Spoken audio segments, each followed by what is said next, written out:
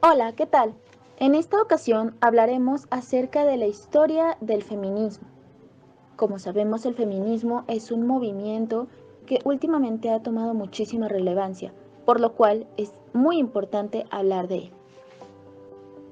En primer lugar, el feminismo se divide por olas. La primera de ellas es el feminismo ilustrado y la Revolución Francesa. Amelia Balzarel afirma que el feminismo tiene su nacimiento en la Ilustración, porque como resultado de la polémica ilustrada sobre la igualdad y distancia entre los sexos, nace un nuevo discurso crítico que utiliza las categorías universales de su filosofía política. Pero de ello no cabe deducir que la Ilustración sea feminista. Entre los ilustrados franceses que elaboraron el programa ideológico de la Revolución, destaca la figura de Condorcet, quien en su obra Bosquejo de una tabla histórica de los procesos del espíritu humano reclamó el reconocimiento del papel social de la mujer. En la Revolución Francesa, la voz de las mujeres empezó a expresarse de manera colectiva. La Revolución Francesa de 1789 planteó como objetivo central la consecución de la igualdad jurídica y de las libertades de los derechos políticos, pero pronto surgió la gran contradicción que marcó la lucha del primer feminismo. La Declaración de los Derechos de la Mujer y de la Ciudadana fueron redactados por Olympia de Gouges en 1791. Olympia de Gouges denunciaba que la revolución había olvidado a las mujeres en su proyecto igualitario y liberador. Por otro lado, Mary Wollstonecraft de Inglaterra escribe la obra Vindicación de los Derechos de la Mujer en 1792, en la que hace un alegato contra la exclusión de las mujeres del campo de bienes y derechos que diseña la teoría política rusiana. Esta obra se convierte en el primer clásico del feminismo en el sentido estricto de la palabra. Para Wollstonecraft, la clave para superar la subordinación era el acceso a la educación. Por otro lado, el Código Civil Napoleónico de 1804 negó a las mujeres los derechos civiles reconocidos para los hombres e impuso leyes discriminatorias, como definir al hogar como un ámbito exclusivo para las mujeres, y se fijaron delitos específicos como el adulterio o el aborto.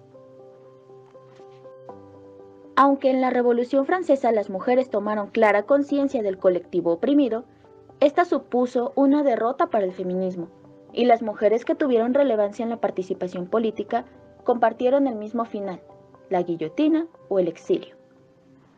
Los objetivos principales del sufragismo fueron el logro del voto y la entrada en las instituciones de alta educación.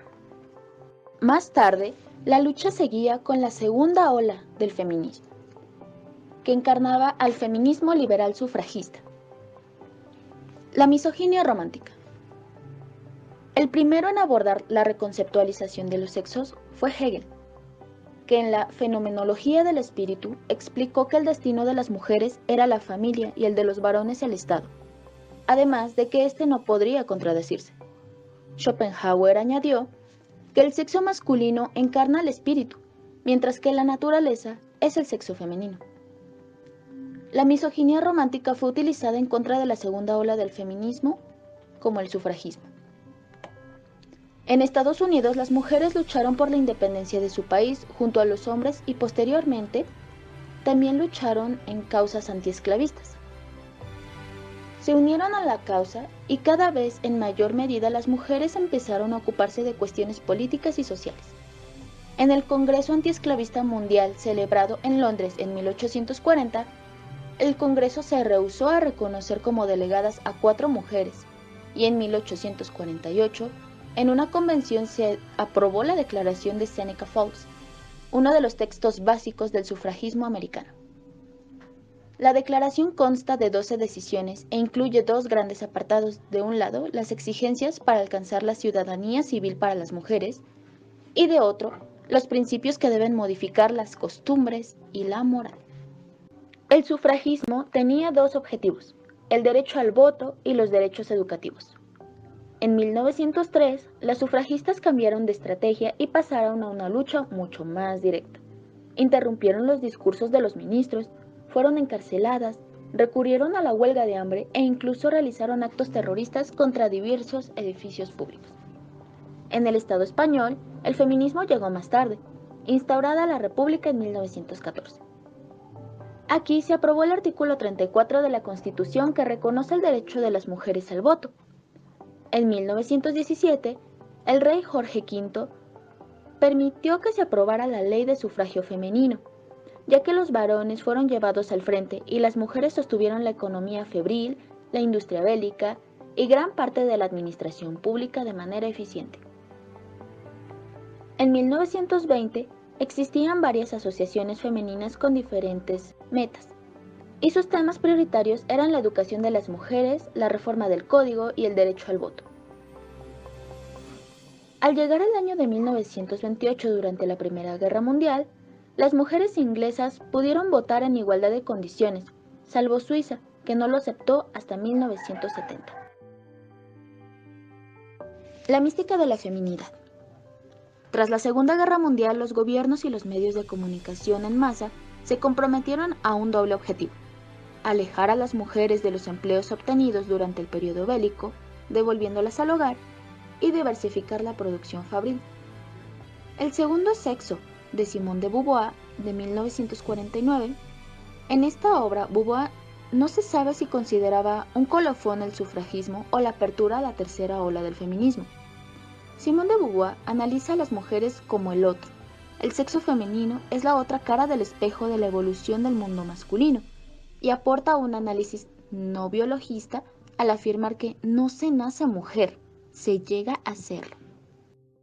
El movimiento sufragista en Inglaterra surgió en 1951 e intentaron seguir procedimientos democráticos en la consecución de sus objetivos durante casi 40 años. Las sufragistas inglesas consiguieron tener como aliado a John Stuart Mill, que presentó la primera petición a favor del voto femenino en el Parlamento. Las feministas del siglo XIX y de principios del siglo XX pusieron énfasis en los aspectos igualitarios y en el respeto de los valores democráticos. Era un movimiento basado en los principios liberales. El socialismo marxista.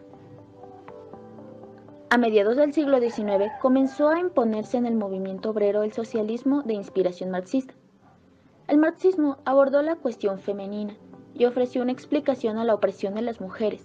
El origen de la subordinación no estaría en causas biológicas, sino sociales.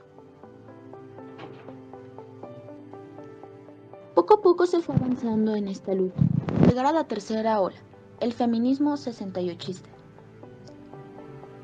La publicación del libro de Betty Friedan, La mística de la feminidad, que apareció en Norteamérica en 1963, era una descripción del modelo femenino avalado por la política de los tiempos postbélicos. La libertad es la idea central de esta obra, que sin embargo cayó en el vacío, pues se produjo al mismo momento una mística de la feminidad que se estaba forjando. En 1966, Betty Friedan pasó a la acción y creó la Organización Nacional de Mujeres, por sus siglas en inglés, NOW, llegando a ser la organización feminista más influyente y, sin duda, Friedan, la máxima representante del feminismo liberal. El feminismo liberal se caracteriza por definir la situación de las mujeres como una desigualdad y no una opresión u explotación, y por postular la reforma del sistema hasta lograr la igualdad entre ambos sexos. El feminismo de los años 70 supuso el fin de la mística de la feminidad y abrió una serie de cambios en los valores y en las formas de la vida. El movimiento de liberación de la mujer. La primera decisión política del feminismo fue la de organizarse de forma autónoma para separarse de los varones, lo que llevó a la constitución del movimiento de liberación de la mujer. Así se produjo la división dentro del feminismo radical entre políticas y feministas.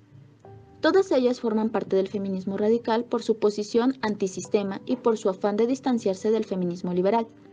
Pero para las políticas, la opresión de las mujeres deriva del capitalismo y consideraban al feminismo un ala más de la izquierda, y las feministas se manifestaban contra la subordinación a la izquierda, ya que se identificaban a los hombres como los beneficiarios de su dominación.